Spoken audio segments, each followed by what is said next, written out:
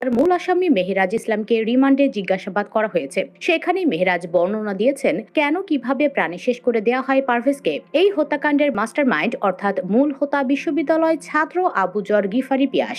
সিঙ্গাড়ার দোকানে হাসাহাসি নিয়ে সৃষ্ট বিরোধ মীমাংসার পরও বান্ধবীর কাছে হিরো সাজতে আবুজর গিফারি পিয়াস হায়ার করে বনানী এলাকার বেনসন গ্রুপ সহ 2 কিশোর গ্যাং।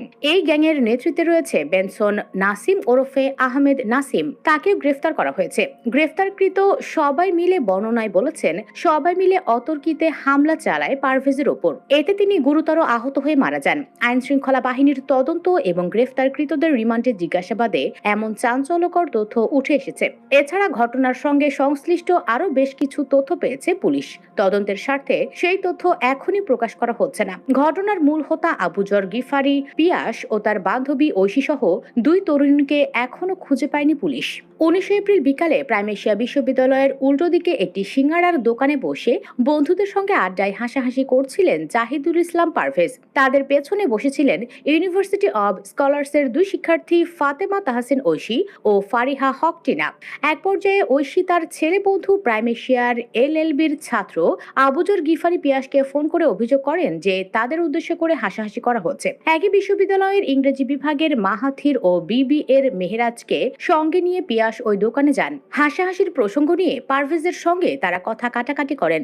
এক পর্যায়ে বিষয়টি প্রাইমেশিয়ার প্রক্টরকে জানানো হয়। প্রক্টর পারভেজকে ডেকে নিয়ে বিষয়টি মীমাংসা করে দেন।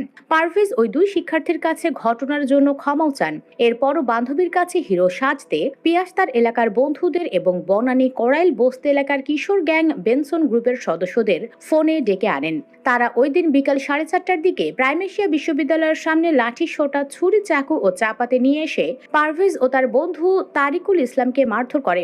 এক পর্যায়ে তাদের ছুরিকাঘাতে আহত হয়ে মারা যান পারভেজ। এই ঘটনায় এ পর্যন্ত 6 জনকে গ্রেফতার করেছে আইন শৃঙ্খলা রক্ষাকারী বাহিনী। তাদের মধ্যে কিশোর গ্যাংয়ের সদস্য আল কামাল শেখ ও বিশ্ববিদ্যালয়ের ছাত্র মাহাথির হাসান আদালতে দায় স্বীকার করে জবানবন্দি দিয়েছেন।